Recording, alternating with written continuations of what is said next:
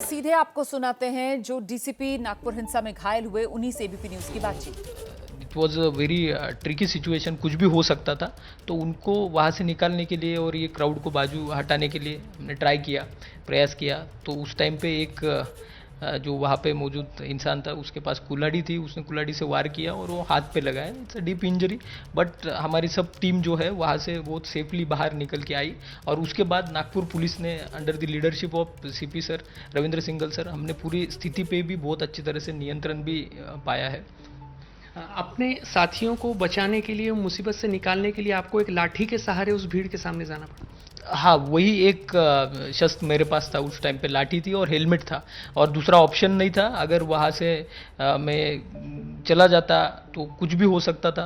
तो वो वही एक ऑप्शन था और हमारे ट्रेनिंग का पार्ट है वो कि we always lead from the front. तो आगे जाके मैंने उनको रोकने की कोशिश की, उसमें ये सब हुआ, लेकिन हमारे बाकी लोगों को कुछ ग्रीवियस इंजरी नहीं हुई। That's a good part of it. आज मुख्यमंत्री भी आपसे उन्होंने वीडियो कॉल पे बात की है, नागपुर पुलिस के लिए एक शाबाशी भरे शब्द कहे हैं उन्होंने। हाँ, मुख्यमंत्री सर का ही कॉल आया था, उन्होंने नागपुर पुलिस को अप्रिशिएट किया है। उनके वो काइंड वर्ड्स और मोटिवेशनल वर्ड्स की वजह से इसके आगे भी हमें अच्छा काम करने की प्रेरणा मिलती रहेगी। उसके साथ ही खुद पालक मंत्री साहब भी यहाँ पे आके खुद मिल के गए हैं, उन्होंने भी नागपुर पुलिस की प्रशंसा की है।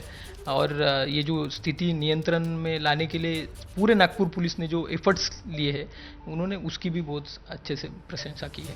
सर, आप जोन 5 को रिप्रेजेंट करते हैं। जोन 5 के पूरे कार्यक्षेत्र से बाहर का ये डिस्टर्ब एरिया आपके जोन का नहीं था। आप जोन दूसरे इलाके में जाके कर्तव्य आप कर रहे थे। एक टीम यूनिट जो पुलिस के लिए कहा जाता है, डिसिप्लिन फोर्स, वो कल दिखा। Yes, absolutely. ये एक Nagpur police, we are a team, हम एक टीम है। और नागपुर सिटी में कहीं पे भी कुछ भी इंसिडेंट होता है, वहाँ पे हम इमीडिएटली सब लोग जाते हैं और वो situation, law and order maintain करने का प्रयास करते हैं।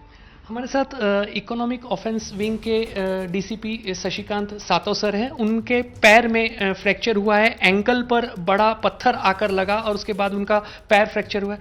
सर, बहुत परिस्थिति जो थी वो अंधेरा था, चारों बाजू से पत्थर चल रहे थे। सही बात है। जो असामाजिक तत्व थे वो बड़ी संख्या में थे, वो पथराव कर रहे थे।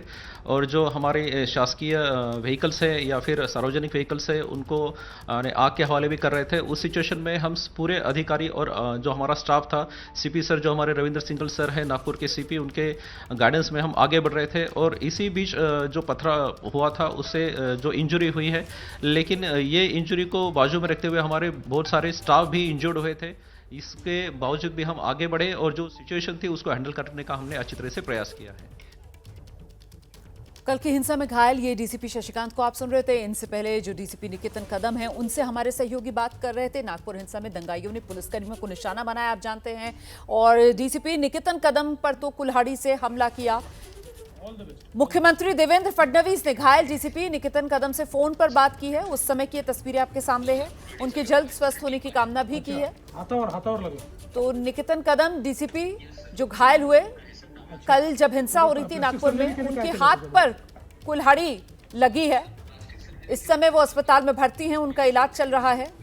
और उन्हीं से मुख्यमंत्री देवेंद्र फडणवीस ने फोन पर बात की। हाथावर लगा। येस सर, अच्छा, मग आता प्लास्टिक सर्जरी केली, काय केलं त्याच्यामध्ये? हो सर, प्लास्टिक सर्जरी केली पण केली सर, काही नर्व्स वगैरे डॅमेज झाले नाही। चलो, व्हेरी गुड। ठीक आहे, तुम्ही चांगलं तिथे समोर गेलात आणि सगळ्यांचा सामना केला, त्याबद्दल तुमचं अभिनंदन आहे। आणि आम्ही सगळे तुमच्या पाठीशी आहोत आणि लवकर लवकर तुम्ही ठीक व्हावं अशी आमची प्रार्थना आहे। आणि अशाच प्रकारे नेहमी तुम्ही चांगलं काम कराल अशी बिलकुल ईश्वरचरणी प्रार्थना आहे।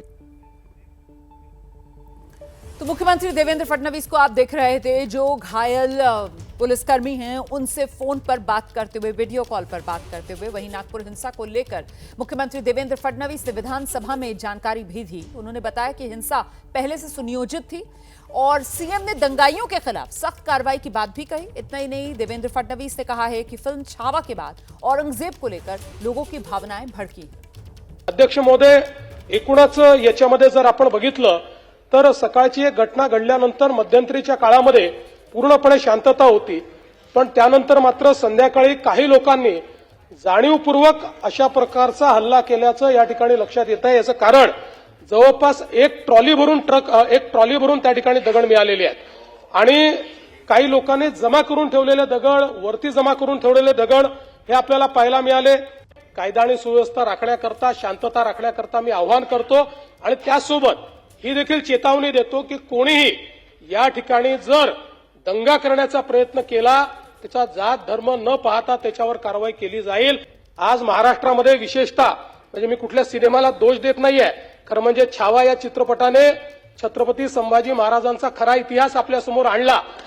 पण त्यानंतर राज्यामध्ये लोकांच्या भावना देखील खूप मोठ्या प्रमाणात त्या ठिकाणी एक प्रकारे प्रज्वलित झालेल्या आहेत. औरंगजेबाबद्दलचा जो काही राग आहे तो रागही खूप मोठ्या प्रमाणात त्या ठिकाणी बाहेर येतोय.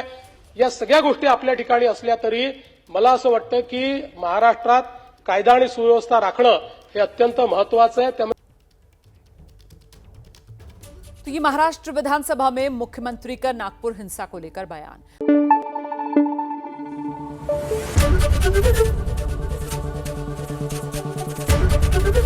एबीपी न्यूज आपको रखे आगे.